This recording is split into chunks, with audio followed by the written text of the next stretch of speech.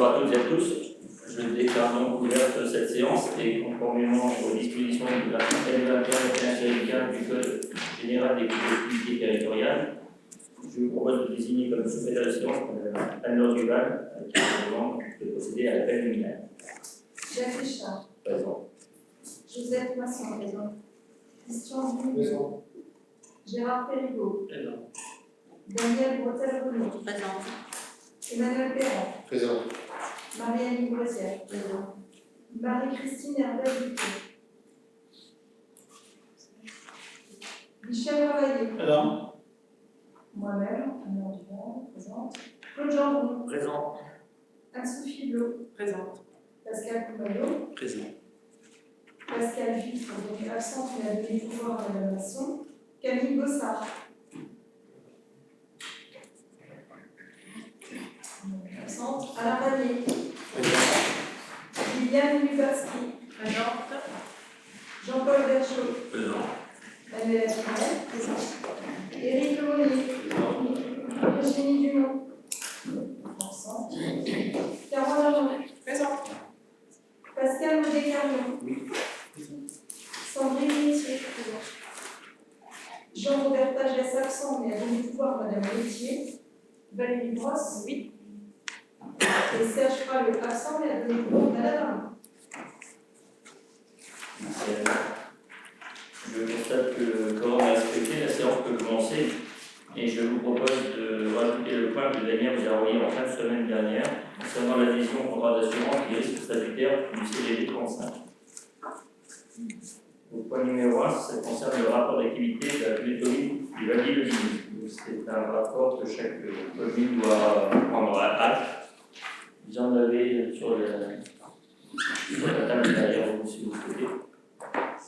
Donc le rapport il est présenté selon les 4 axes pour le territoire de la CCVIA. Donc c'est un territoire durable en transition énergétique et écologique, avec un développement et une mise en œuvre du projet alimentaire territorial. Un territoire d'accueil de nouveaux acteurs économiques pour de l'emploi pérenne. Un territoire libre pour tous, avec une offre diversifiée de logements et de développement des solutions de mobilité alternatives à la voiture solo. Et aussi un territoire acteur dans sa promotion et son rayonnement, notamment tant par le soutien aux acteurs culturels et structurants, les écoles de musique, les actions culturelles dans la mise en réseau des médiathèques de la CCVIA, et de l'accompagnement pratique sportive avec un soutien aux offices des sports. Et donc le Val-d'Ille-le-Vigne, c'est toujours 19 communes, 38 000 habitants. Donc, il y a une croissance démographique assez importante sur notre territoire. Donc il est constitué d'un bureau communautaire constitué de 38 personnes, d'un président, une conférence des maires qui se tient toutes les 6 semaines, composée de tous les maires, et aussi une organisation des services par pôle. Donc on a 6 pôles sur notre commune, et on a 301 et 103 agents. Donc la commune exerce ses compétences et met en œuvre ses projets en s'appuyant sur une administration constituée de 103 agents. Donc il y a eu au cours de l'année 2022 20 réunions de bureaux, 10 réunions de bureaux délibératifs, 11 réunions de conseils municipaux et 170 délibérations. Le budget de la CCVIA au niveau de l'investissement est à un montant de 4 458 503 €, constitué essentiellement de 2,3 millions de travaux et acquisitions, 116 000 de diverses, 1 617 000 de subventions d'équipements versés aux communes et 345 000 € de remboursement de la dette. Concernant les principales dépenses d'investissement hors fonds de concours aux communes et aux subventions au budget annexe, c'est essentiellement consacré à la fibre optique à hauteur de 830 000 €, à la petite enfance 678 000 €, au transport, notamment les liaisons bus, à hauteur de 492 000 € et le sport, notamment la salle de Saint-Symphorien, à hauteur de 148 000 €. Concernant les recettes, c'est un budget de 3 674 000 €, notamment 1,7 million concernant l'emprunt, 40 000 divers, 30 000 excédents capitalisés, et aux subventions, c'est à hauteur de 730 000 €, 929 000 € de résultats d'investissement antérieurs et 230 000 € de FCTVA. Le montant de Les dépenses de fonctionnement étaient à hauteur de 15 395 000 €, notamment 2 500 000 à hauteur de charges de gestion courante, 6 305 000 d'atténuation de produits, 86 000 € de charges financières, 131 000 € de charges exceptionnelles, 1 115 000 de charges à caractère général et 4 669 000 € de charges de personnel.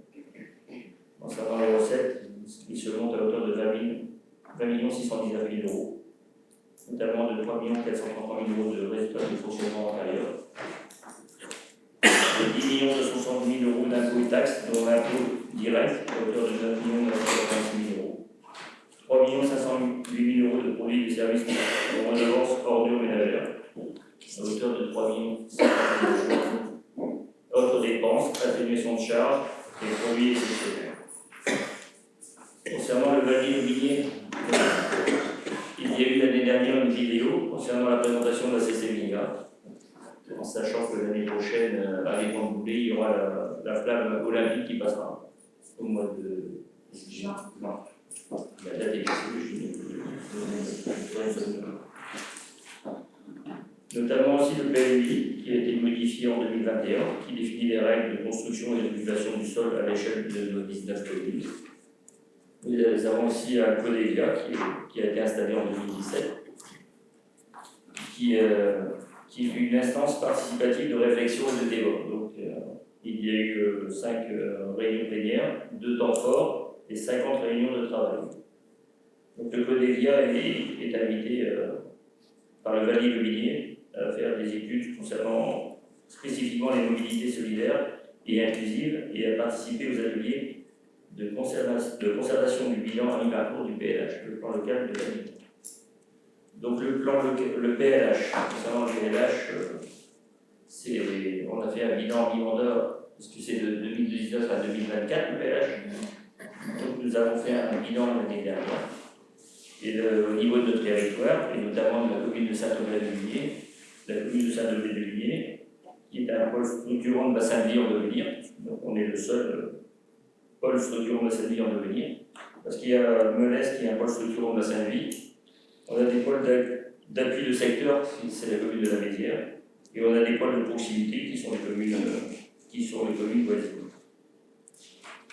Alors, en 2022, la production de logements a atteint un tiers et variable selon les communes, et la commune de Saint-Omer-de-Ligné un taux de logements construits entre 2019 et 2021 à hauteur de 61% des logements sociaux. Donc on est un parc qui s'est inscrit dans un contexte d'augmentation des prix du marché, et c'est surtout Néotois qui est notre bailleur à 80% sur notre territoire. Donc on est aussi un territoire durable, notamment avec un projet alimentaire territorial, avec une transition en action. Donc le territoire du Val du Dauphiné, c'est aussi 20 000 hectares de surface agricole utile. On a 319 exploitations agricoles, 92 exploitations en bio ou en conversion. On a aussi 7 agriculteurs bénéficiant du maïs, bocage.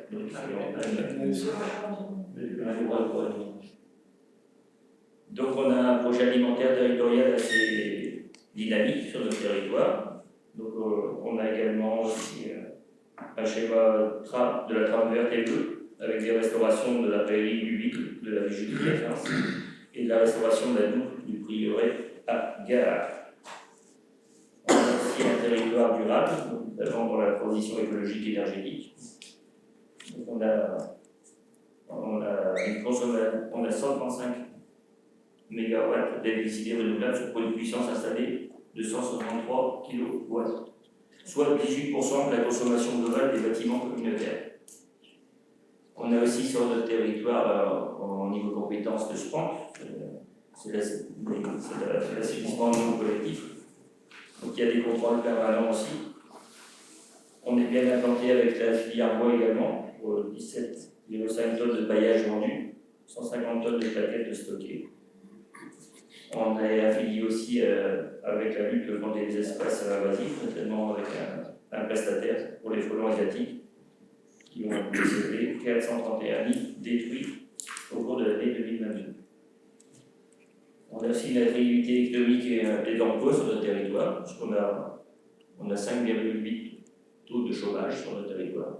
On a 345 entreprises créées en 2022. On a 2495 établissements actifs au 31 décembre et 40 artisans bénéficiant d'au moins un certificat RGE. La CCBIA prévoit aussi des services, notamment avec des aides pour les commerçants au niveau artisanat. On a 18 dossiers financés et clos pour un montant de 86 000 € pour l'année 2022.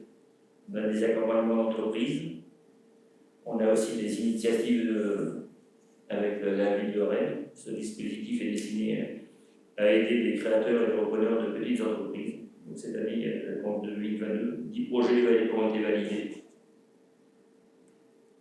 On a un territoire à vivre pour tous, parce que sur notre territoire, nous avons 3 gares SNCF, on a 48 arrêts Bresgo, on a 5 EHPAD, dont 3 communautaires, Guipel, Saint-Thomas et Montfaucon.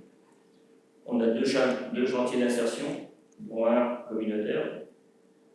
On a une aire des gens du voyage avec 5 emplacements comptabilisés pour 10 places à Melès. Et on a un pôle d'échange multimodal. On en aura un deuxième prochainement sur la commune de Saint-Thomas-de-Lune. On a un territoire à vivre pour tous, notamment concernant les mobilités, puisqu'on a un service qui est dynamique, puisque 62 vélos assistance électrique acquis pour le service de location longue durée, ce qui a porté à 91 de parc à vélo en 2022. On a eu 55 primes à l'achat versées en 2022, 19 ateliers de réparation en 2022, pour 60 vélos révisés.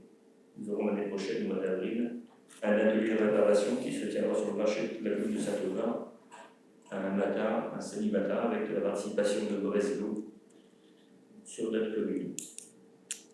Nous avons aussi un service d'autopartage avec un minibus mis à la disposition du CCS du territoire qui fonctionne très bien sur notre commune. On a eu 694 réservations et 3 véhicules en autopartage. On a un service ADS avec 3 agents qui ont instruit 892 dossiers en 2022, 116 PC, 26 permis d'aménagement et 309 permis modificatifs. Au niveau des aides aux travaux de la rénovation d'habitat des particuliers, il y a eu 121 aides versées pour un montant de 123 000 €, dont 5 primes aux primo-accédants dans le groupe. Nous avons un service passe réno qui est constitué de 2 personnes, qui sera renforcé l'année prochaine de 3 personnes, parce que c'est un service qui fonctionne bien.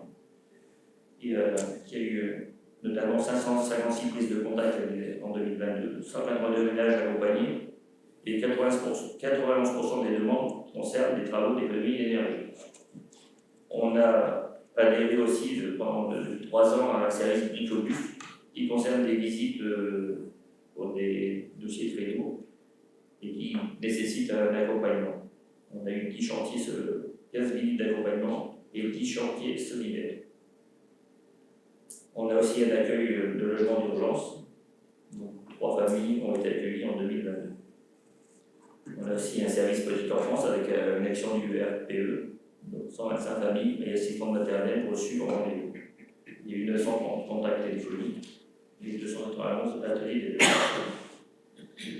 de chantier insertion de travail très fort également, puisque nous avons 13 personnes accueillies, soit une moyenne de 5,8 ETP. Nous sommes bénéficiaires du RSA. Nous avons également un territoire avec la réunion du territoire, notamment avec les temps de boulet. Et nous avons aussi une piste d'athlétisme à Saint-Symphorien. Saint-Symphorien, c'est la salle de sport qui arrive très bien. Donc notre territoire, c'est aussi 4 arcs nautiques sur le canal d'Ivérance, une base de loisirs au domaine du boulet et 18 bibliothèques sur 19. Nous avons eu le lancement du réseau des médiathèques du Val d'Aubigne, après 2 années de préparation par les services municipaux et intercommunaux. Le réseau des médiathèques du Valdi, qui regroupe 18 communes, a été livré en février 2022. Nous avons aussi un bon fonctionnement des activités des offices des sports auprès des écoles sur le stade d'athlétisme. Nous avons des journées scolaires permanentes, notamment pendant les vacances scolaires, et aussi pour les offices des sports qui fonctionnent très bien avec le SPAC et Glasgow. Notre rayonnement sur notre territoire, c'est aussi l'agriculteur public. Nous avons 17 médiathèques, un fonds intercommunal. Nous avons 600 000 ouvrages empruntés dans le fonds communautaire et 6 770 lecteurs actifs adultes.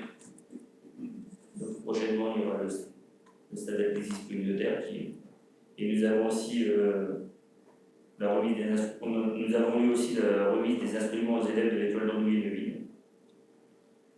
Nous avons également, en 2022-2023, eu 11 297 spectateurs sur la saison pour les acteurs structurants. Concernant les manifestations, on en a eu quelques-unes sur notre territoire. Nous avons eu la Stomate, l'Arc-en-Pau, la Péniche Spectacle, la Festive à Sens de Bretagne, les Délires, les Arts à Gare, Culture et Bien. Nous avons aussi une bonne dynamique sur notre territoire avec le domaine du poulet, puisque le centre nautique a eu la présence de 8500 personnes qui ont fréquenté la structure, 1993 locations et 36 abonnés. Voilà un petit peu les grandes lignes du rapport d'activité 2022 de la CCLIA, avec qui on devait y faire un retour. Il y a toutes des remarques, des observations.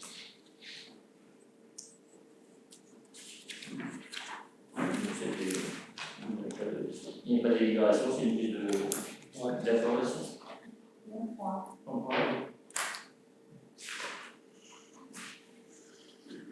Donc, ce qui vous est proposé ce soir, c'est de prendre acte de la présentation par moi-même du rapport d'activité 2022 de la CCLIA.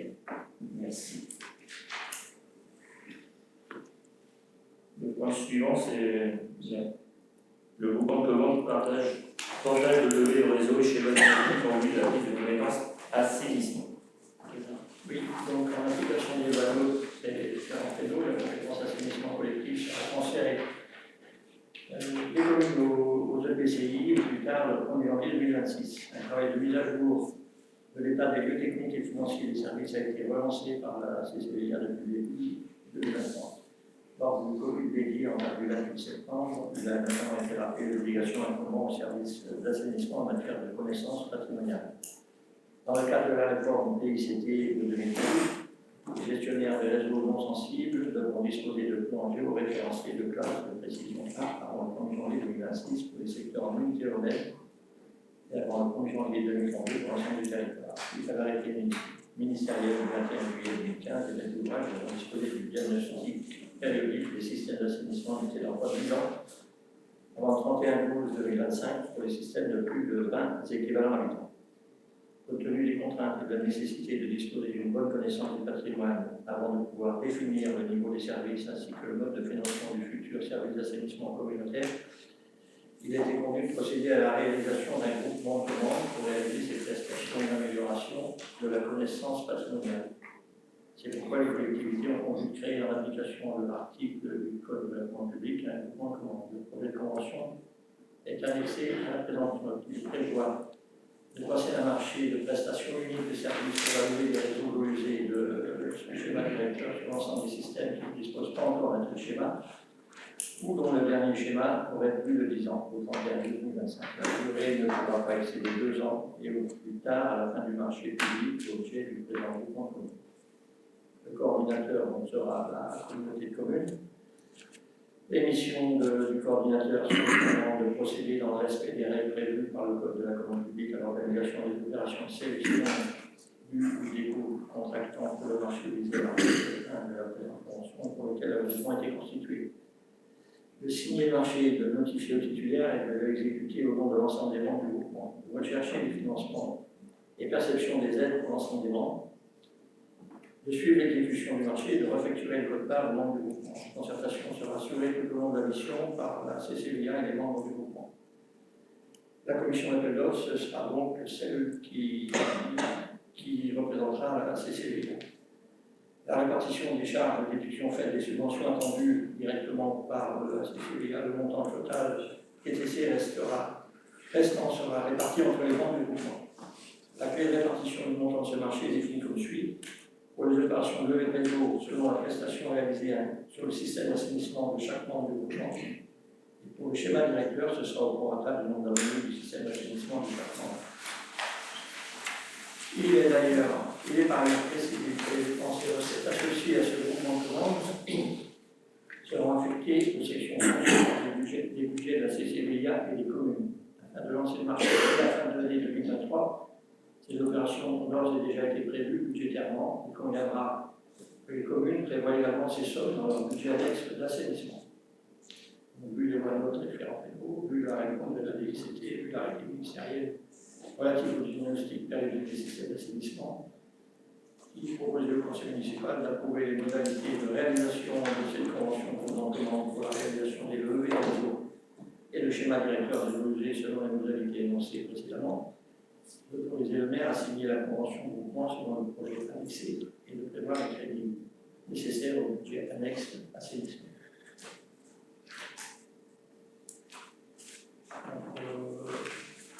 On va être dans les dernières communes qui n'avont pas rendu, je ne sais pas, la CCVIA, ça donne une urgence de contribution. Des remarques, des observations. De toute façon, c'est une obligation. Oui.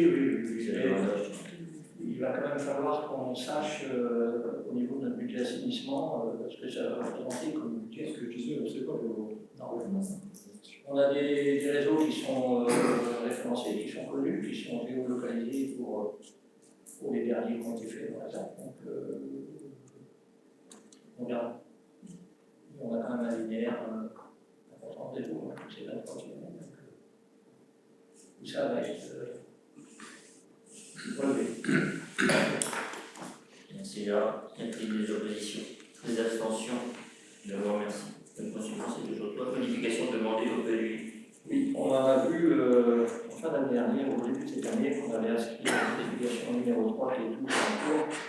Et en fait, on a encore la possibilité d'en rajouter jusqu'à mi-janvier, donc ça devient urgent. Et donc on a réfléchi, on a vu en commission l'urbanisme ce qu'on pouvait donc rajouter. Donc le PLUI a été modifié déjà par deux modifications simplifiées, la troisième modification étant actuellement en cours. Le Conseil en a vu fait le 27 février 2023, voilà, c'est ça, c'était le 27 février 2023, avait émis les souhaits de modification au document d'urbanisme. Ensuite du travail de la commission urbanisme, qu'on a réuni le 29 novembre dernier, il s'avère nécessaire de solliciter les intercommunalités de nouvelles modifications complémentaires des demandes faites en février, aux demandes faites en février 2023. Donc, on vous propose des modifications de zonage de parcelles anciennement réservées, donc là c'est pas SA à 10, c'est la SA à 9. La SA à 9, c'est en fait, pour que vous visualisez plus, c'est les terrains qu'on avait prévus en extension d'EHPAD. Donc, qui sont sur une propriété privée, mais donc en fait, où il y avait une réservation, un espace réservé pour agrandir l'EHPAD. Et donc, il y a eu des réunions interco avec le SIAS et aussi des représentants du département. Et donc, le SIAS nous a confirmé qu'il ne souhaitait pas agrandir l'EHPAD. On entend ce qu'on veut. Après, le zonage qui était en emplacement réservé n'étant plus d'actualité, un nouveau zonage doit être décidé. Donc, on vous propose de mettre cette zone qui était réservée en SA 9 en zone UE, de façon à ce que ça devienne urbanisable, parce qu'en fait, les propriétaires de cette ancienne longère, avec toute une parcelle de terre située en dessous, aujourd'hui, ont bloqué en fait la vente de la parcelle. Donc, il fallait que le SIAS se prononce sur une acquisition ou pas. Donc, les services du département ne souhaitent pas agrandir les EHPAD. Donc, on modifie en fait le règlement de cet espace réservé. Autrement, on a aussi une modification de zonage pour la parcelle ZX20. J'ai sauté quelque chose, pardon. Modification de la parcelle ZV28 à la ville métallique. ZV88, pardon. Oui, c'est c'est un espace communal de 17 hectares, où on a, en fait, à la vieille métairie, on avait la dépote de terre qu'on a utilisée pendant quelques années, qui aujourd'hui est fermée. Hein. Et où là, on a un avant-projet de parc solaire au sol. Et donc, pour avancer sur l'avant-projet, on est obligé de sortir une certaine superficie de 3 hectares 50 à peu près, où on va modifier le zonage et faire le terrain de façon à avoir une superficie exacte. Parce qu'aujourd'hui, le projet ne pourrait pas se réaliser parce qu'on est sur une zone naturelle protégée. Donc, on a vu en commission qu'en fait, on demanderait à passer en AE et pour réaliser en fait, la possibilité du projet, quel est un projet, on en a déjà discuté en commission, de la vieille métairie. Donc les gens qui étaient à la commission de l'urbanisme, ça ne vous en parle, on avait déjà abordé ça l'an dernier. Donc la vocation, aujourd'hui il y a presque 17 hectares de terrain communaux sur le site de la vieille métairie. Et en gros, il y a 3 hectares 50 qui se trouvent le long de la route qui pourrait convenir à un parc solaire qui pourrait être communal hein, avec des avantages à la clé. Bon, on en a débattu à la commission. La métier nous disait qu'on va avoir et c'est vrai, en début d'année prochaine, avec la loi où on doit informer les populations sur nos zones d'accélération de production d'énergie renouvelable. Donc, au niveau de la commission, on a dit qu'on pouvait mener de pair ces deux projets-là, avancer au niveau du PLUI de façon à rendre ces terres-là éventuellement possibles pour un projet. Si le projet ne va pas à son terme, les terres resteront comme elles sont aujourd'hui. Et en même temps, informer la population. Donc, je sais qu'au niveau de la CCBIA, il y a déjà des communications prévues pour informer les populations. Donc, il faudra qu'on décide si on en fait une communale, comme on a des projets importants à ce niveau-là.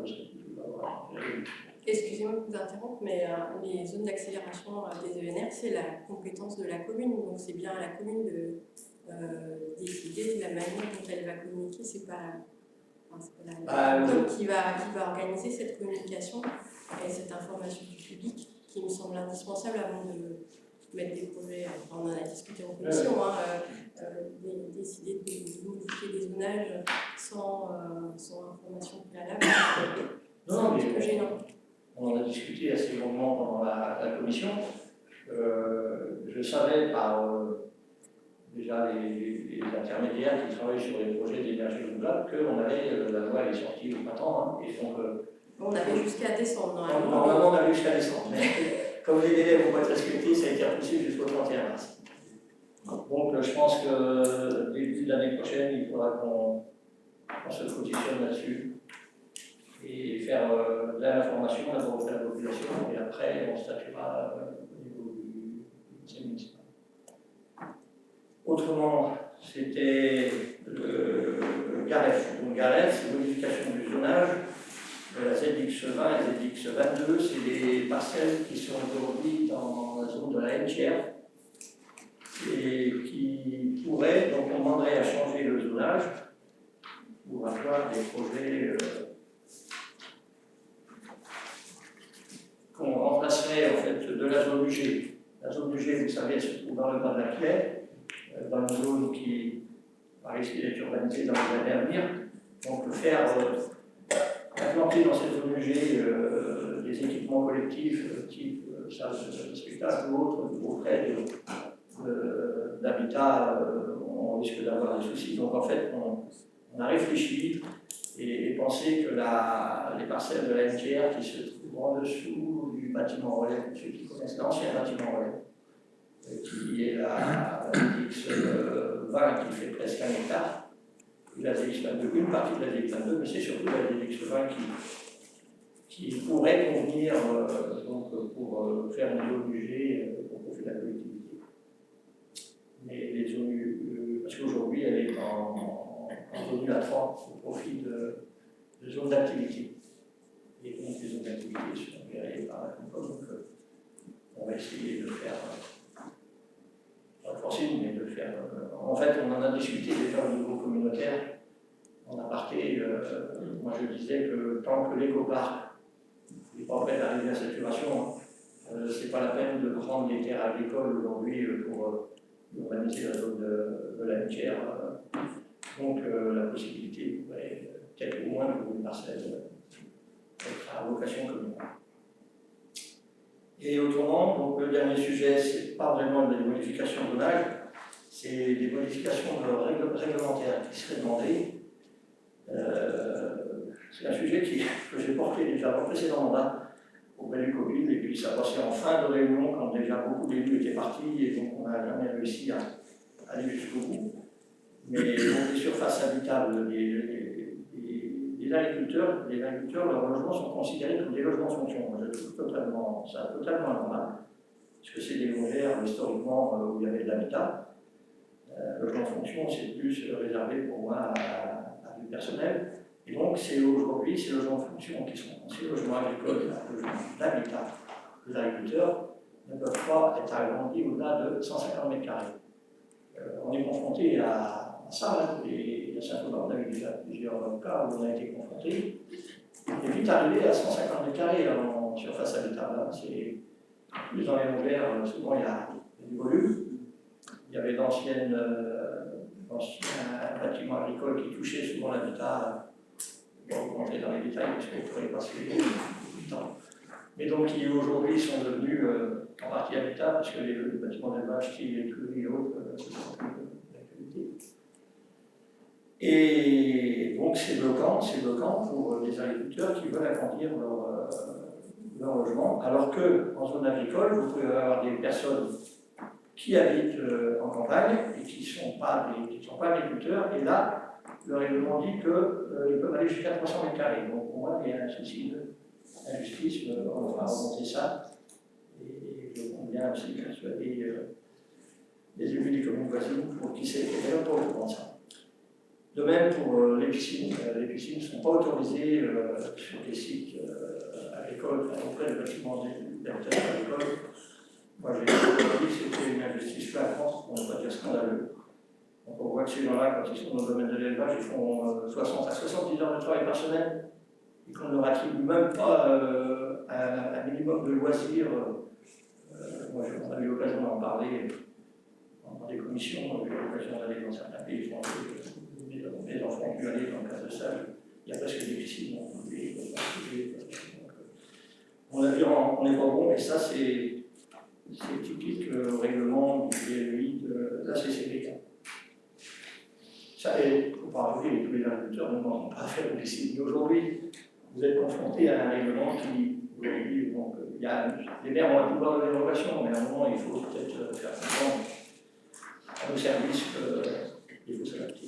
Donc voilà, donc je vous propose d'émettre un avis favorable aux demandes de modification du PLU intercommunal formulé par la commission du 29 novembre, que je vous ai présenté. Les électionnaires qui est nécessaire à l'institution de la délibération. Merci Gérard. Y a-t-il des oppositions? Je voulais revenir quand même sur la question du PV au sol, du photovoltaïque au sol. Il y a donc la modification du zonage, comme on dit, la mini-énergie. Donc, est-ce que vous êtes assuré au niveau du PLUI qu'il n'était pas indiqué une opposition au développement du photovoltaïque au sol en dehors des terres, on va dire, déjà artificialisées?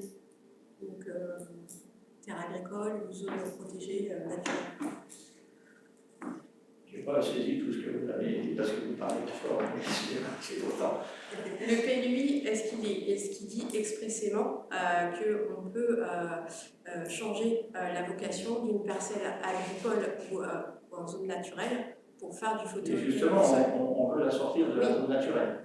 Oui, mais est-ce que ça c'est prévu? Production d'énergie. Est-ce que c'est prévu dans les dispositions du PLUI qu'on puisse le faire? Je pense qu'il faut sûrement la modification. Oui, je pense qu'on a déjà eu des modifications. Regardez un stécal sur l'ancienne piste ECF, c'est la piste ECF. Aujourd'hui, elle est, si vraiment la piste ECF est Oui, mais affectée, c'est déjà une zone artificialisée, enfin, au niveau en de la partie, piste, en partie. ECF. Mais là, vous savez, il y a la grille photovoltaïque aussi. Donc, si ça se trouve, on va avancer sur le projet. Ce qu'il y a, c'est que c'est très loin à mettre en place.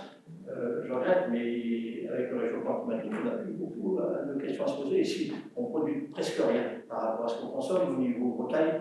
En fait, centrale nucléaire, on est vraiment dépendant de l'extérieur. On doit quelque part regarder ce qui s'est passé, c'est son, j'ai vu dans la presse, qui va créer un parc photovoltaïque des locales.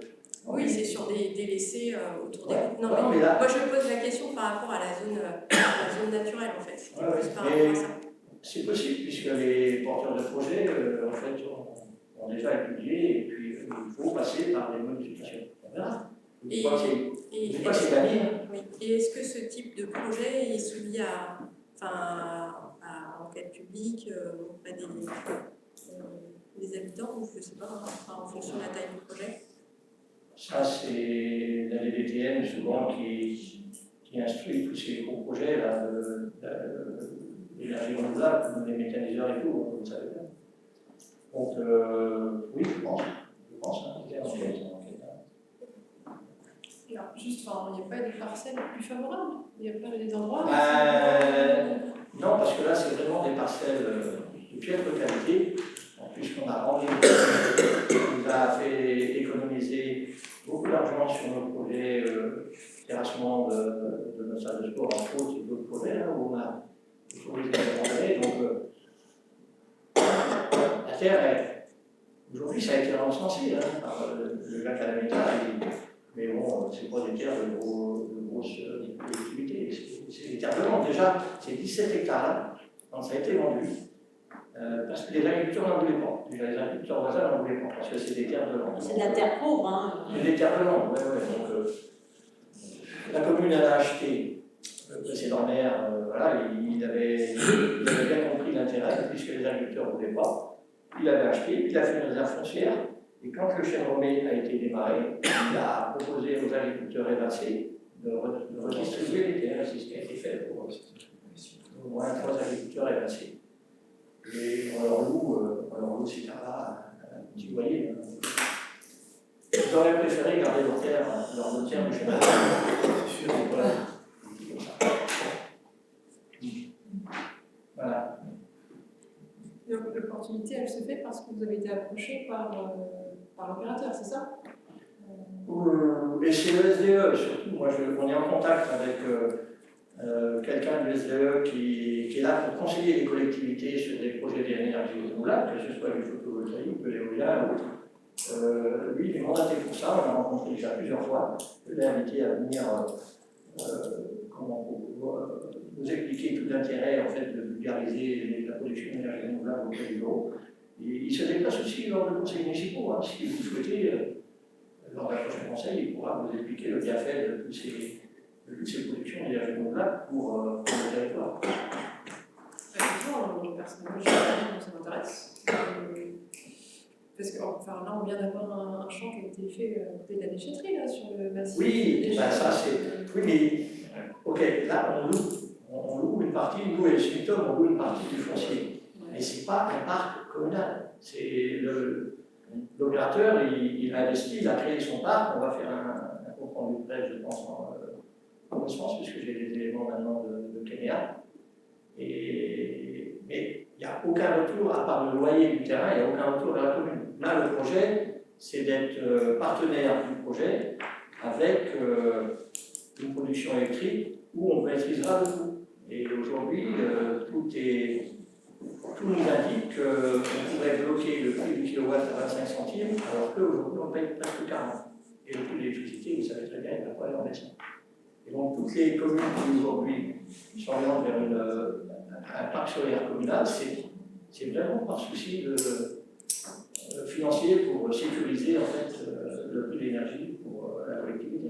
Et même les habitants qui peuvent devenir partenaires avec l'énergie, la seule énergie que Madame Métier connaît bien. Non, mais il faut avancer. Le réchauffement climatique, autrement, mais on va. On n'a pas le droit non plus, si on ne produit pas, on n'a pas le droit non plus, on n'a pas ce consentiment. On a discuté, je suis d'accord avec vous. Je reviens sur ce qu'on a dit en commission. C'est important de communiquer, d'expliquer, parce que sinon, les oppositions, elles arrivent. La loi, elle a été bien prévue pour ça, pour faire accepter en fait, plus facilement des projets. Parce que autrement, le photovoltaïque, c'est pas vraiment bloquant, c'est plus théorique, c'est des oppositions par rapport aux. On va pas y passer la soirée. Et juste sur le projet là, à côté de l'EHPAD, du coup, ce serait quoi l'idée de derrière? Il y a pour les pads, oui, là, c'est le terrain deviendrait à vocation habitat et les propriétaires pourront en fait vendre. Il y a une ancienne longère et puis après, il peut être fait quelques lots en dessous, parce qu'il y a un longueur. En terrain constructible. En terrain constructible, oui, c'est ça, on le mettrait, on le sortirait en fait de l'espace réservé. Puisque on ne maîtrise plus rien, c'est le SIAS maintenant, le SIAS c'est des bonnes extérieures, on a des questions. Je pense qu'à l'époque, quand on l'avait mis au PLUI en 2014-2015, la commune était propriétaire de l'EHPAD, donc c'était une bonne résolution de prévoir un développement futur de l'EHPAD. Oui, mais c'est quand même le département qui a la décision d'extension de l'EHPAD. Donc même si on avait gardé la main sur l'EHPAD, c'est le département qui avait la décision. Aujourd'hui, il a la décision aussi de ne pas étendre. Ça aurait été la même chose, SIAS ou pas SIAS. Après, on peut en débattre, parce que quand on voit les attentes pour entrer dans les EHPAD, je suis surpris. Ça aurait été bien que.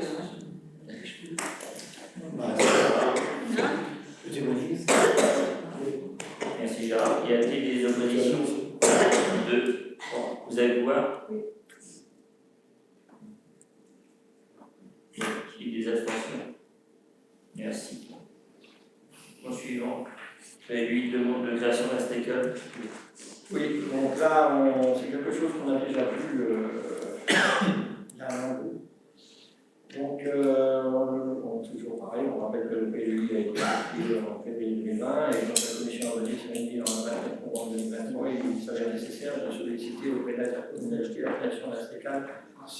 Le STECAL, c'est le secteur de taille et de capacité d'accueillabilité à l'intérieur de l'école naturelle, permettant l'implantation de nouvelles constructions. En effet, le secteur de l'agro-potentiaire abrite une activité économique déjà depuis plusieurs années. Cette entreprise, accompagnée au départ par l'intercommunalité, connaît un développement de son activité qui nécessite une amélioration des conditions de stockage et de sécurisation de son matériel. Donc c'est sur un terrain agricole. L'acquéreur a acheté à l'amiable avec l'agriculteur un bout de terrain pour refaire un bâtiment parce qu'il trouve qu'il est plausible aujourd'hui. Et donc, pour qu'il puisse aller au bout de son projet, il faut qu'on crée un STECAL, on verra avec les services de l'emploi, mais de toute façon, il s'avère qu'il y a un changement de zonage auprès de son bâtiment pour possibiliter l'agrandissement de cet artisan. Donc, on vous propose de mettre un avis favorable à la demande de création de STECAL sur le secteur de la frontière avec le désir de la nécessaire exécution de la migration. Des oppositions? Des abstentions? Je vous remercie. Merci Gérard. Dans le cadre de sécurisation des abords du collège à Montréal et du complexe sportif Montréal. Une demande de subvention. Dans le cours de l'année 2023, la commune a demandé des études de sécurisation des voies des secteurs de stade et de l'eau. Ces secteurs affectant respectivement le collège à Montréal ainsi que l'équipement sportif et le complexe sportif de Torian. La société territoire nous allons vous présenter 2 études afin de répondre à la commande suivante. Sécuriser les accès aux équipements publics ainsi qu'au collège. Public, améliorer et fiabiliser la circulation et les déplacements piétons, cyclistes par des véhicules individuels et les cars scolaires. La création de pistes cyclables et la création de nouvelles zones de stationnement. Le premier projet a été présenté en commission cadre de vie le 18 octobre et le second présenté à la commission urbanisme le 29 novembre. La société territoire établit donc le coût des travaux pour le secteur pour la rue du Châteauroux à 258 445 €. Et pour le boulevard du Stade à 310 000 € 134. Donc, je ne vais pas vous donner tous les chiffres, mais vous les avez dans les tableaux. Donc, l'objectif, c'est de demander des subventions à l'État, donc en DETR, où on peut aller jusqu'à 30% du montant. Ça ferait une subvention DETR de 141 000 pour le boulevard du Stade. Donc, pour les deux, pour la totalité. Les amendes de police qu'on sollicite auprès du département, mais ça, on ne sait pas encore le montant.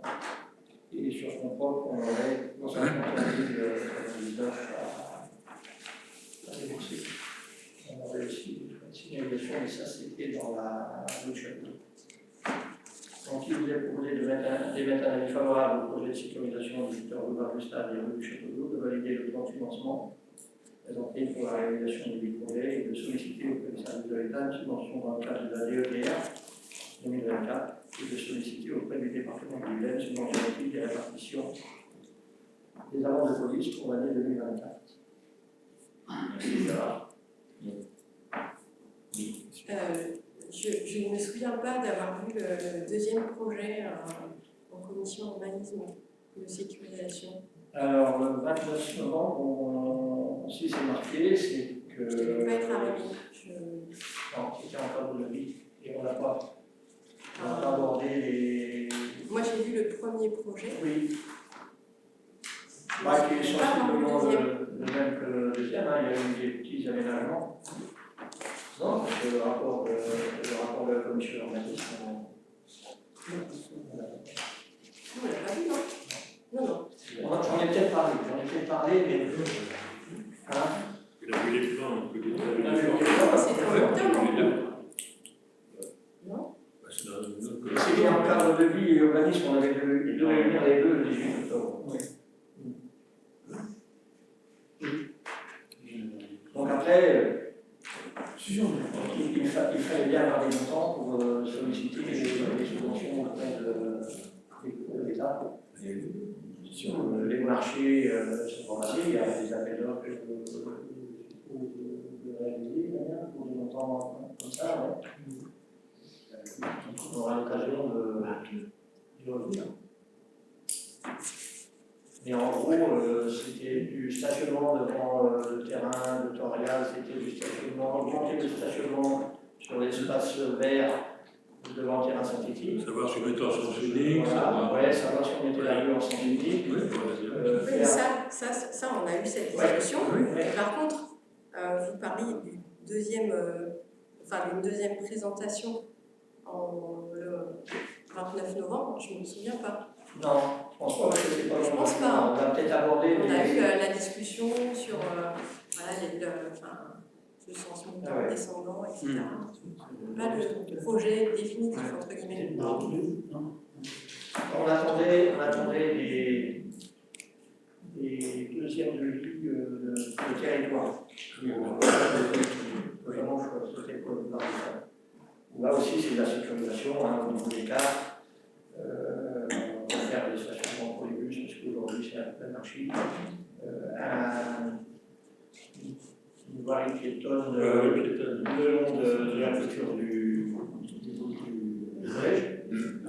Et des stationnements dédiés devant le terrain.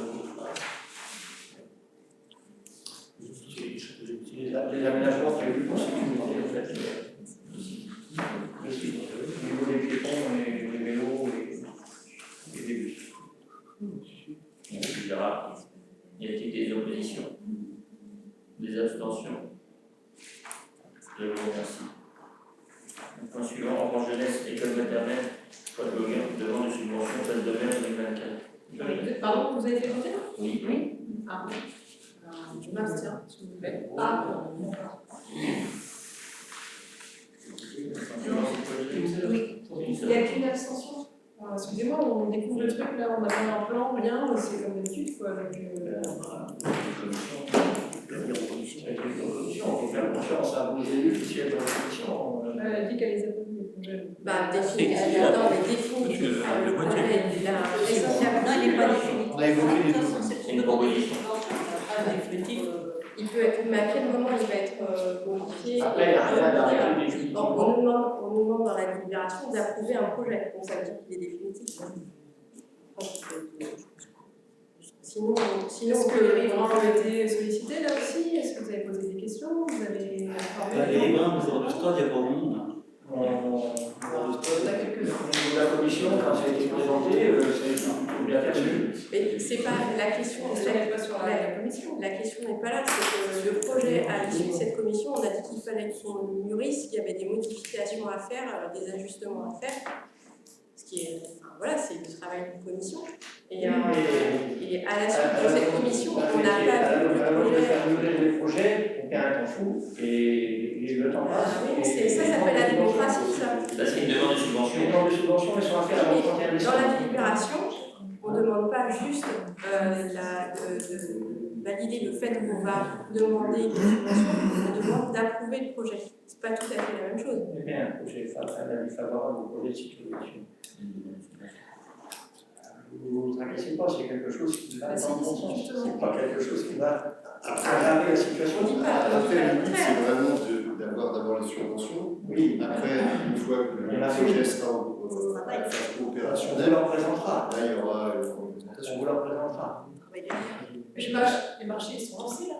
Non, vont être non, Non, mais ils vont être. on a juste eu les devis. On a juste eu les devis. Quand on sollicite une DLTA, il ne faut pas avoir commencé. Hein. Non, mais alors c'est un commencement juridique déjà, donc il y a signé les devis, donc le marché peut très bien être lancé. Pour autant, on peut quand même demander à le faire, mais aujourd'hui les marchés sont lancés. Non. Il n'y a rien lancé. Et vous serez informés, c'est plus que là, on est pressé par les dates pour faire les demandes de subvention. Jusqu'au 31 janvier. Merci Gérard. Le point suivant. Oui, une subvention pour une classe de merde du 3 au 5 juin 2024 pour l'école Paul Gauguin, qui organise la Pleine Volonté pour 35 enfants du cycle 1, une prise en charge par le centre culturel de la Haute-Marnais situé à Château-Tondy. Donc, durant leur séjour, les enfants découvriront le milieu marin-breton ainsi que la culture des métiers maritimes. Dans le cadre du programme base de la classe de mer, excusez-moi, je suis un peu enrhumée, la région Bretagne subventionne les séjours de classe de mer en Bretagne au bénéfice des jeunes bretons.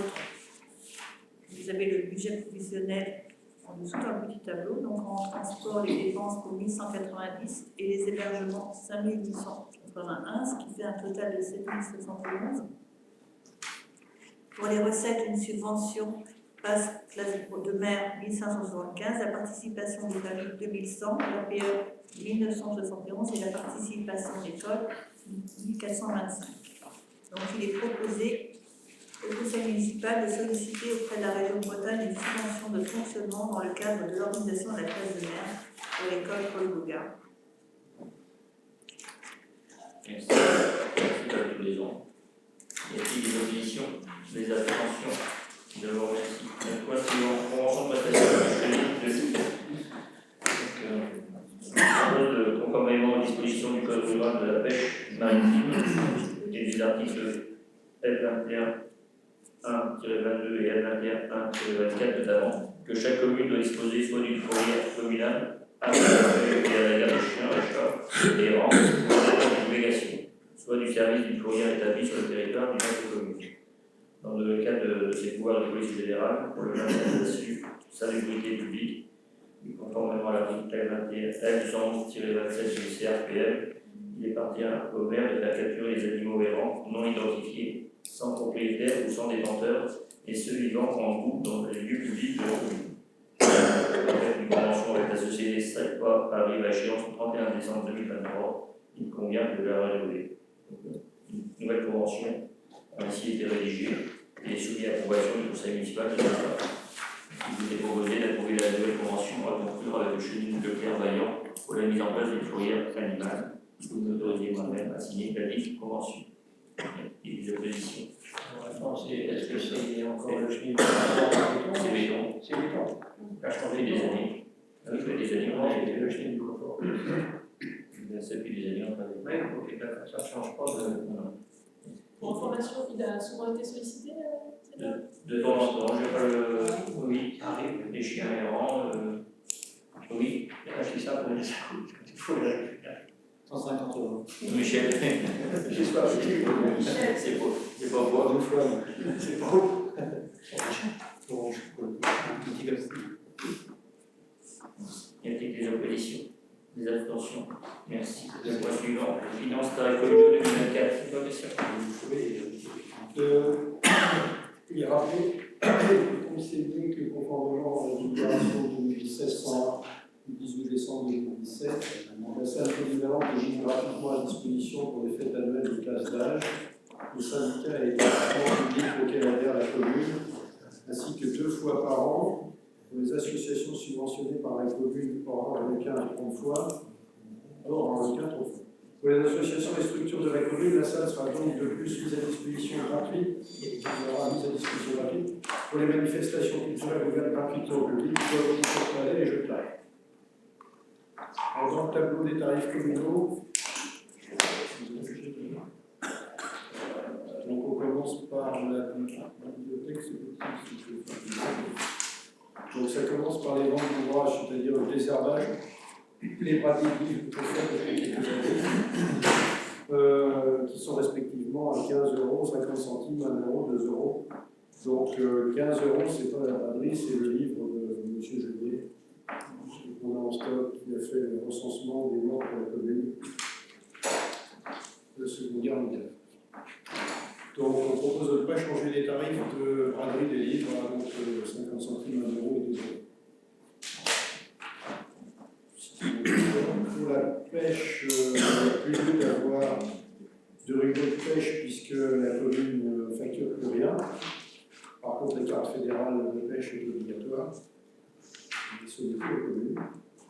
Concernant les locations de salles, la salle polyvalente, vous avez toute une liste de tarifs là, qu'on avait déjà enrichi les années précédentes en fonction des utilisations par les extérieurs, les professionnels, les pratiques, etc. On propose de ne rien changer à ces tarifs. Si vous n'avez pas de remarques, je continue. Alors, pour information, en 2022, la location de la salle polyvalente a rapporté 2620 €. Donc, pas beaucoup. Salle Monscourt, 80 € et gratuite pour les EPCI, syndicats de communes. Donc, on propose de ne rien changer. Ça a rapporté 720 € en 2022. Pour la salle des Halles, on propose de ne pas changer non plus. Donc, 110 € avec une caution de 525 €. Pour les équipements sportifs, on propose de ne pas changer les tarifs. Donc il y a les tarifs d'occupation par les scolaires. Le collège, c'est un tarif départemental qu'on applique, donc il n'y a pas de décision à prendre. Pour les écoles primaires, on propose la gratuité, comme avant. Et pour les associations sportives, gratuité. Toute salle, il y a toujours les cautions, badges, etc. qu'on propose de ne pas changer. Ensuite, les locations hors club Château-Guinan, vous avez toute la liste là. Bon. On propose de ne pas changer non plus. S'il y a des questions ou des remarques, pose là, on continue. Après, on passe sur les ventes de bois. Donc, on a 45 € et 22,50 par ster en fonction de la qualité de bois. C'est sûrement bas, mais on propose de ne pas changer. Et puis, de règle de faible rapport. Sur les redevances d'occupation des domaines publics, en particulier des emprises sur trottoir pour les travaux, on est à 45 centimes d'euros par jour par mètre carré ou mètre linéaire, ça dépend, donc on propose de ne pas changer. Sur le droit de place du marché exprimé en forfait annuel ou en mètre carré jour, on propose surtout de ne pas changer, puisqu'on a bien du mal à trouver les commerçants et on en a peut-être enfin quelques-uns qui tiennent la route, c'est bien. Et qui sont de qualité, j'en profite pour toujours faire la pub. Si vous avez le temps, c'est bien que c'est mardi matin, c'est pas accessible à tout le monde, mais allez-y parce que vraiment c'est de la qualité. Prestation de service, là il y a 2 nouveautés concernant le coût horaire agent technique pour refacturation et le coût horaire agent administratif pour refacturation. On a créé ces tarifs à 50 € pour agent technique, encouragé à 60 € pour agent administratif, de façon à, particulier lorsqu'il y a des dégradations des interventions de nos agents, pouvoir mettre dans le coût qu'on présente à l'assurance la partie main-d'œuvre pour les compétences jusqu'à maintenant, et pour simplement les dégâts matériels. Donc, si nos agents interviennent pour préparer provisoirement ou intervenir en urgence, il faut aussi qu'on le mette dans ce que ça nous coûte pour justifier auprès de l'assurance. Je peux te poser une question, Christophe? Pardon, je peux te poser une question pour les restaurants. Est-ce que c'est compris dans les 0,45? Les Les terrasses de restaurants? Échafaudage. Oui, c'est toutes les interventions sur le trottoir, quoi, sur voie publique. Comme c'est non, mais c'est quoi spécifié, c'est pour ça? Ah non, les terrasses, non. Les terrasses, c'est pour ça que je te demande. Parce que moi, on a la question de l'autorisation C'est distribution gratuite. spéciale. Gratuite, oui, gratuite. Les terrasses. Mais il faut qu'il fasse une demande à la compétence. Oui, oui, non, mais comme c'est pas. En soutien aux commerçants, ceux qui demandent une terrasse, quand c'est vraiment possible, sans compromettre la circulation, ou des piétons ou des vélos, on le fait gratuitement.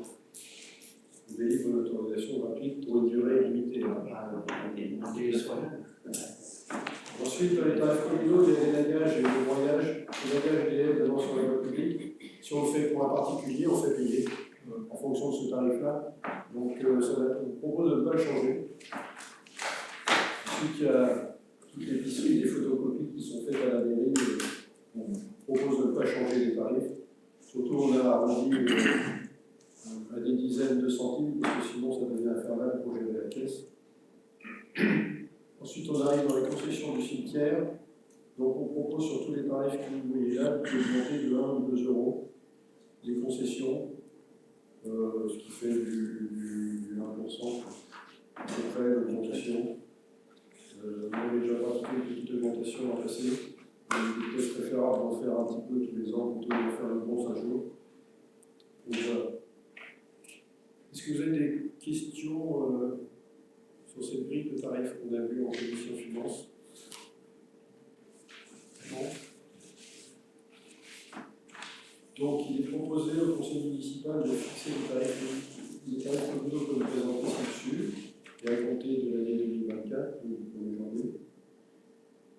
Autoriser M. le maire ou son représentant à signer toutes les pièces se rapportant à ce dossier. Y a-t-il des oppositions, des abstentions? Je vous remercie. Suivant budget principal, décision de difficulté numéro 2. Et donc, on est obligé de procéder à des décisions applicatives du budget principal.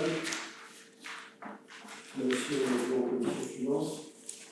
Donc, en particulier pour les raisons qui sont citées là, c'est-à-dire opération 104 en dépenses réseau, préparation réseau pluvial et fondé à éclairage public métairie. Alors, donc, dans les détails, il y a 15 000 € d'avenant SDE pour les travaux métairie, modernisation d'éclairage sur les 2 zones métairie, parce que les travaux auraient dû être faits déjà il y a quelques temps, mais le temps a passé, il y a une revalorisation qui s'applique, donc il représente 15 000 €, on n'a pas trop le choix. Ensuite, sur les réseaux eau pluviale, on a des réparations effectuées à hauteur de 18 700 €. Ça conserve une borne d'incendie de chalet qu'il faut rajouter, un effondrement de voirie de chalet devant le lotissement des Gatinais, merci. Et une réparation de conduite d'eau pluviale entre les salles et Hermini, enfin devant sur la voirie, devant les salles Hermini et Rivard. La conduite est écrasée. Ce qui fait qu'en cas de forte pluie, effectivement, on a des débordements comme on a pu le constater, ça n'évacue pas assez et ça coule entre les deux. Donc il est impératif de le faire, donc c'est ce qui justifie les 18 700 €. Ensuite, sur l'opération 107 informatique, on a dû changer la version de logiciel d'exploitation du serveur parce que c'est obligatoire. Et du coup, changer le pare-feu, il y en a quand même pour 15 000 €. Donc là, on n'a pas le choix. Opération 210, extension de l'école élémentaire.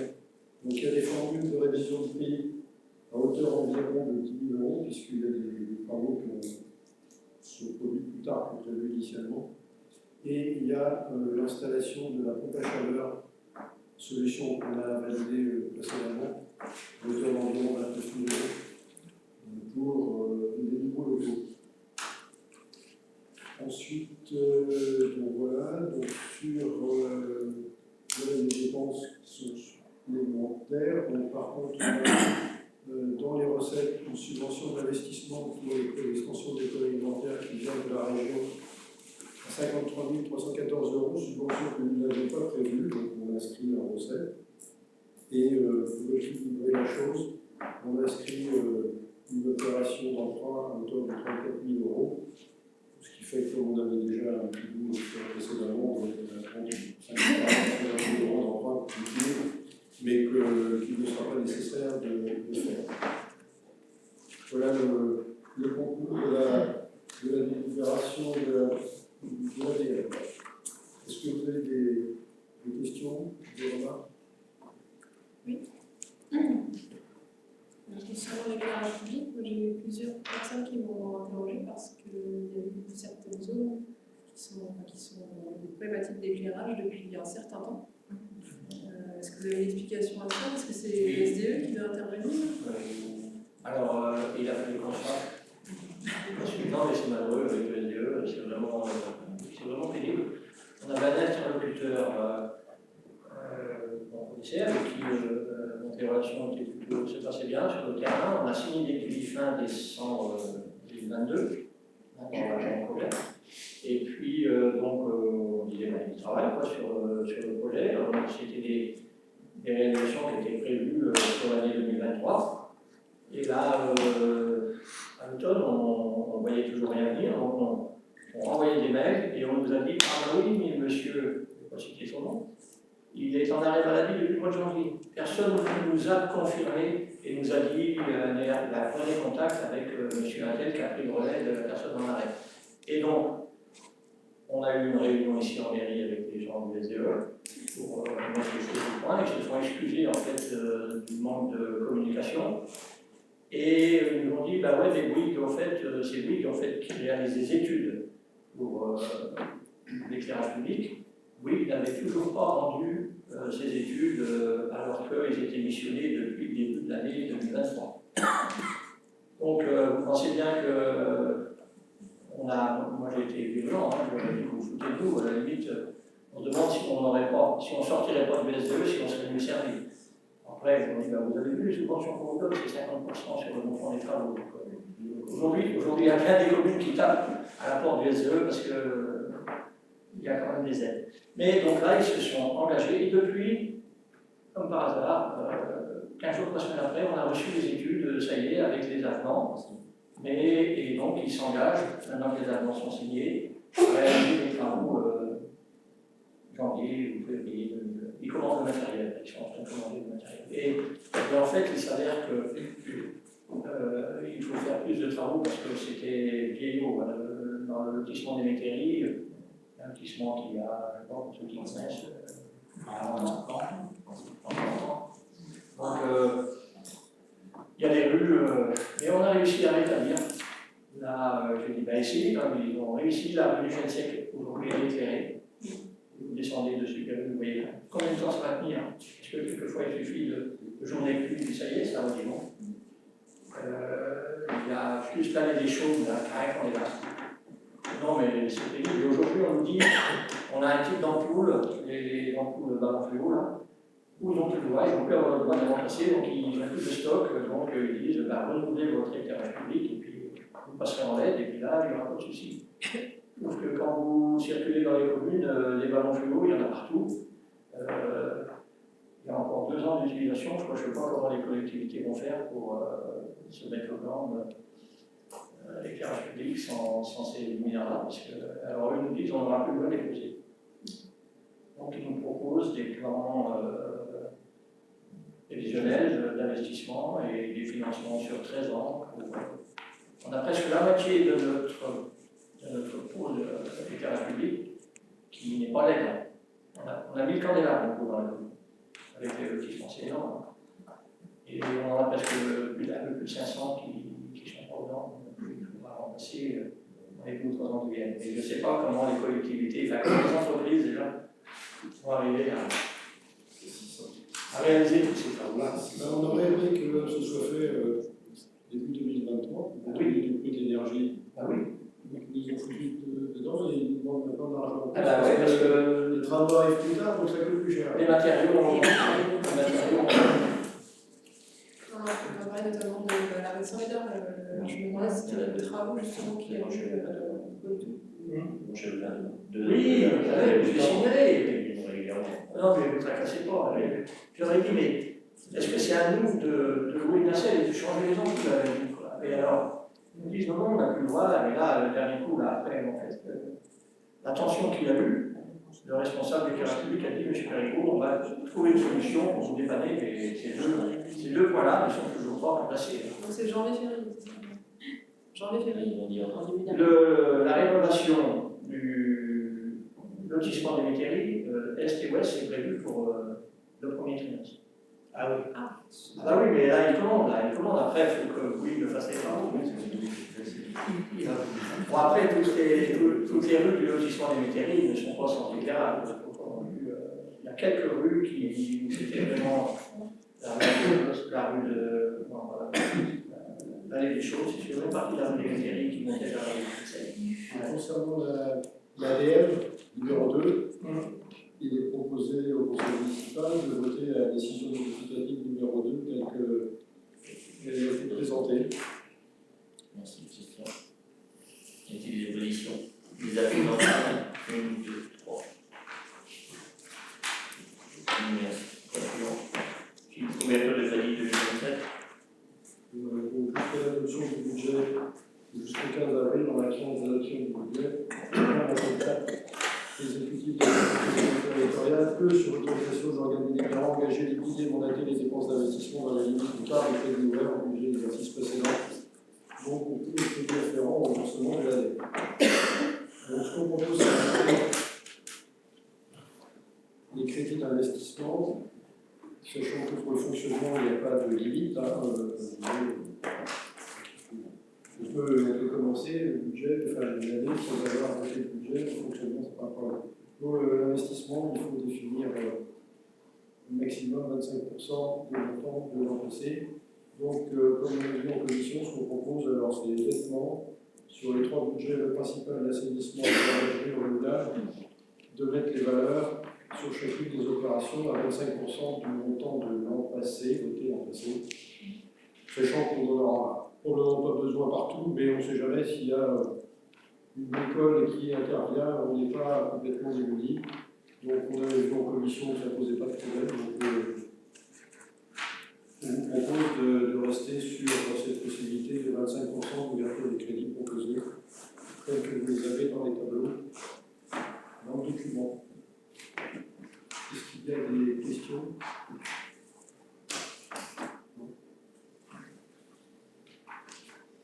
Donc il est proposé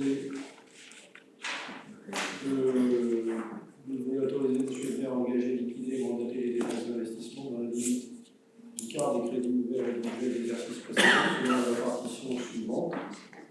Figure dans le tableau, il est autorisé M. le maire, tout de ses agents, à signer tous les documents relatifs à cette affaire. Y a-t-il des oppositions? Les abstentions? 1. Merci. Suivant, ressources humaines. Oui. Et le pouvoir de choc exceptionnel, c'est quoi ça? Oui. Donc je vous rappelle qu'en l'application du décret du 31 octobre, le conseil municipal peut instaurer par délibération la prime du pouvoir d'achat exceptionnel applicable à certains agents publics territoriaux. L'objet de cette prime est de soutenir le pouvoir d'achat des agents publics compte tenu du contexte d'inflation. Elle peut être versée aux fonctionnaires, aux agents contractuels de droit public et aux assistants maternels et familiaux qui remplissent les conditions cumulatives suivantes. Avoir été nommé ou recruté par une collectivité territoriale, un établissement public territorial ou un groupement d'intérêt public avant le 1er janvier 2023. Être employé et rémunéré par l'une de ces structures le 30 juin 2023. Avoir perçu une rémunération brute inférieure ou égale à 39 000 € au titre de la période du 1er juillet 2022 au 31 2023, déduction faite de la JPA et de la rémunération perçue au titre des heures supplémentaires effectuées et du temps additionnel de travail dans la limite du plafond d'exonération. La prime est versée par la collectivité territoriale, l'établissement public ou le GIP qui emploie et rémunère l'agent au 30 juin 2023 ou par chaque collectivité territoriale, l'établissement public ou GIP lorsque plusieurs employeurs publics emploient et rémunèrent l'agent au 30 juin 2023.